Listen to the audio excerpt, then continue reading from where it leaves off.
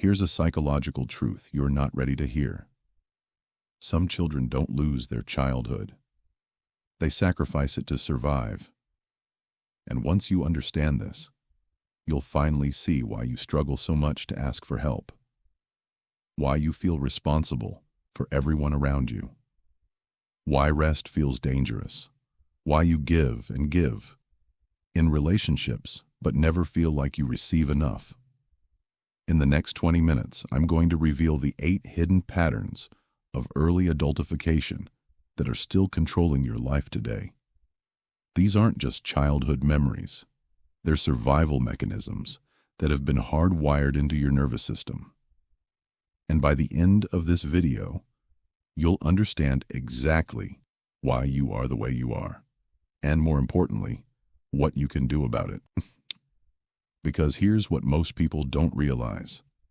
That responsible, mature, capable person you became wasn't strength.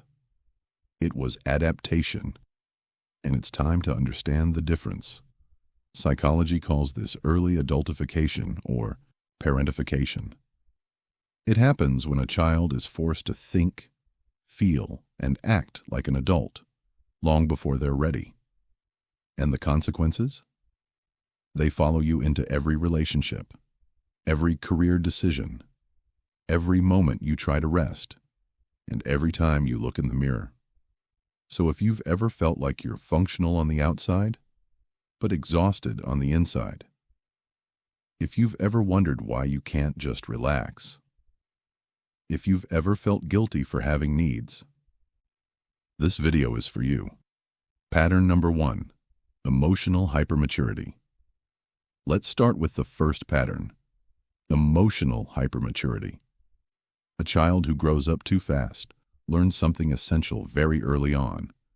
Their emotions are not a priority. Maybe crying didn't change anything. Maybe nobody asked how they were feeling. Maybe there was always a bigger problem than them.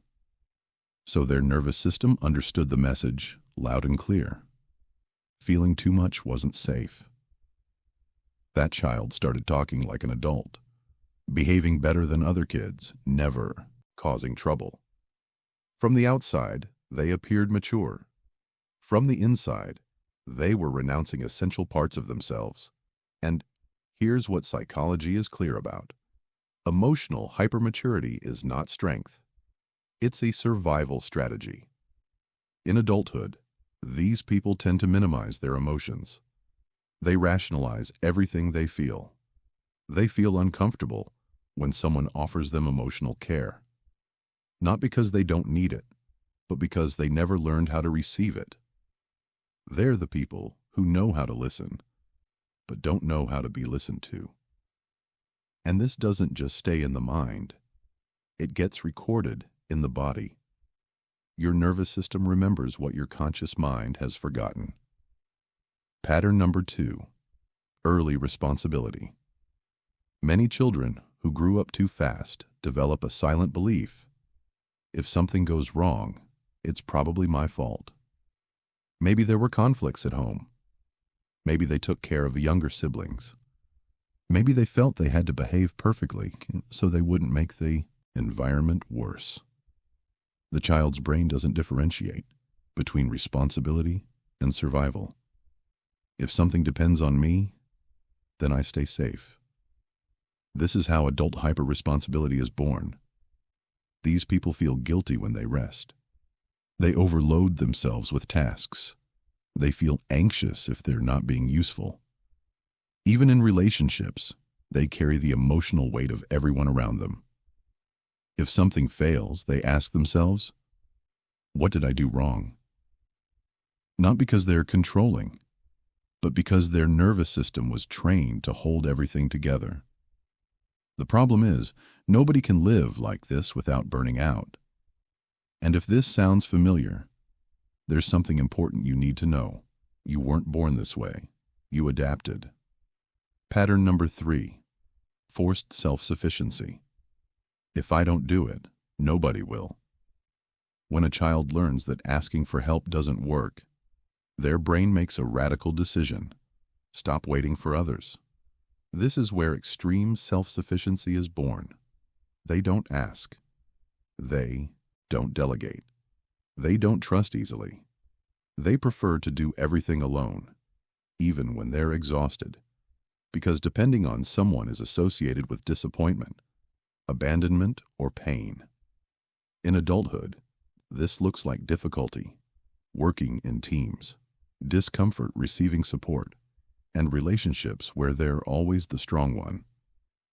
From the outside, they seem independent. From the inside, they're profoundly emotionally lonely. Not because they don't want closeness, but because their system learned that depending on others was dangerous. Pattern number 4, emotional disconnection. Feeling was dangerous at some point, so the body learned to turn down the volume. It's not that these people don't feel. It's that they disconnect to avoid collapsing. This manifests as difficulty identifying emotions, a sense of emptiness and relationships where something just doesn't quite fit. Many times they say, "I don't know what's wrong with me, but I don't feel right." Emotional disconnection isn't coldness. It's a defense mechanism of the nervous system. The problem is, in adulthood, that mechanism no longer protects. It limits. It limits intimacy. It limits enjoyment. It limits real connection. Now, before we continue with the remaining 4 patterns that are absolutely critical to understand, I want to ask you something. If what I've shared so far has resonated with you, if you're finally starting to see yourself in these patterns, do me a favor. Hit that subscribe button and turn on notifications. This channel is dedicated to understanding the hidden psychological patterns that control our lives. And every week, I bring you research-backed insights that help you make sense of why you are the way you are. Also, leave a like on this video. It helps me reach more people who need to hear this message. And if you're comfortable, drop a comment below telling me which pattern hit home the hardest. Is it the hyper-responsibility? The difficulty asking for help? The emotional disconnection? I read every comment, and your story matters. All right, let's continue. Because what comes next explains why success doesn't feel satisfying and why your relationships keep following the same painful patterns. Pattern number 5, difficulty enjoying life. For a child who grew up too fast, calm was never neutral. Tranquility was usually the prelude to something, an argument, a crisis, a disappointment. That's why the brain learned a dangerous association. If everything is too good, something bad is going to happen. In adulthood, this manifests in very specific ways. They have trouble truly relaxing. They feel uncomfortable when there are no problems. They sabotage moments of happiness without understanding why. When they rest, they feel guilt. When they enjoy something, they feel uneasy. When everything is going well, the body remains on alert.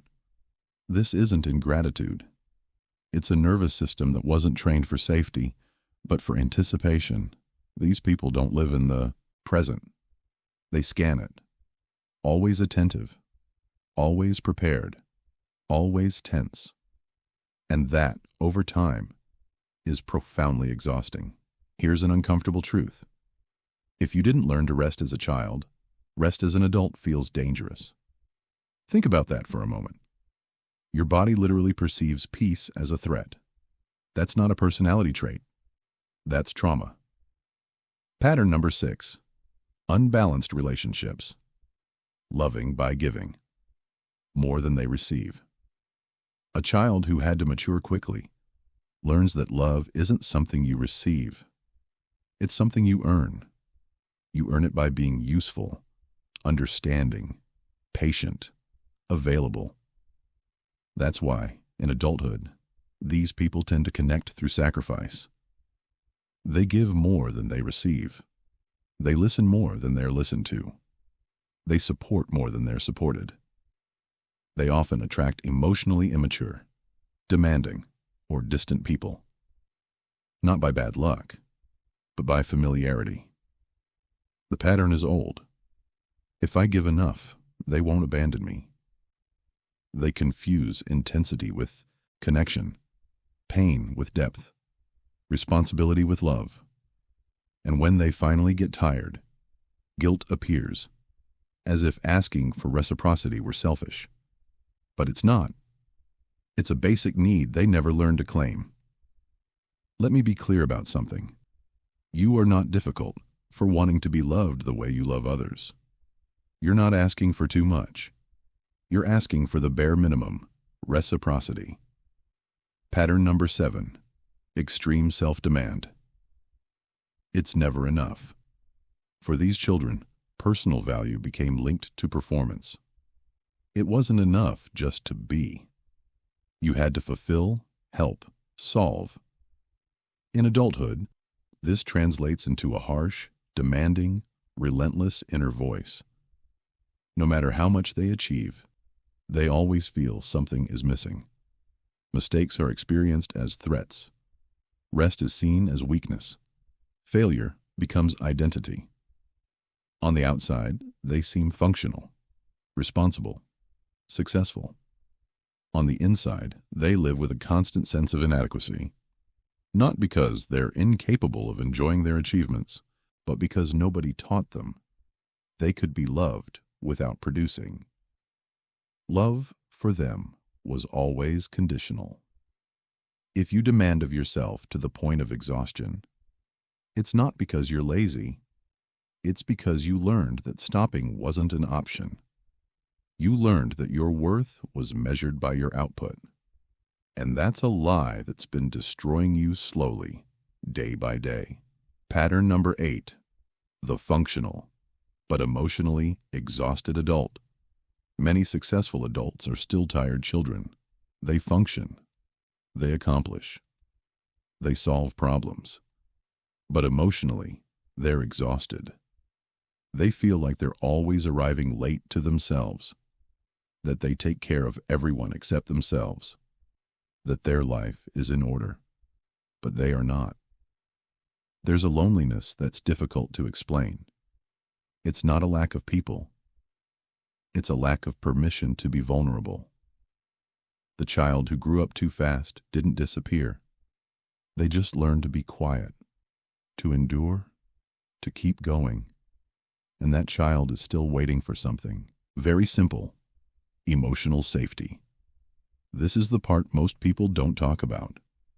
You can have the career, the relationship, the house, the success, and still feel empty inside, because you built everything on a foundation of survival, not on a foundation of self-acceptance. You're living someone else's definition of success while ignoring your own needs.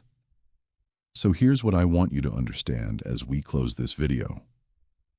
Healing isn't about going back. Healing is about stopping demanding from yourself what was never fair to ask of you in the first place. You don't need to be stronger. You've been strong for too long. You need to learn something new. That you can rest without guilt. That you can need without shame. That you can fail without losing your value. That you can receive without having to earn it. That you can be loved just for being, not for doing. The work now isn't to harden yourself more. It's to soften in the places where you were forced to grow up too fast. It's to give that child inside you what they never received. Permission to be imperfect. Permission to be tired. Permission to ask for help. Permission to just be. And I know this is heavy. I know this might have brought up emotions you've been pushing down for years. That's okay. That's actually good, because you can't heal what you don't acknowledge. If this video put words to something you've been carrying for years, but never knew how to explain, here's what I want you to do. First, subscribe to this channel. We're building a community of people who are committed to understanding themselves at a deeper level. People who aren't afraid to look at the hard truths. People who want to break the cycles instead of repeating them. Second, hit that like button. It tells YouTube to show this video to more people who need to hear this message. Third, and this is important, watch the next video that appears on your screen. Because understanding is just the first step. The next video will show you practical strategies for beginning to heal these patterns. You've spent your whole life taking care of others. It's time to learn how to take care of yourself. Remember, healing isn't weakness. It's finally allowing yourself to be human. I'll see you in the next video.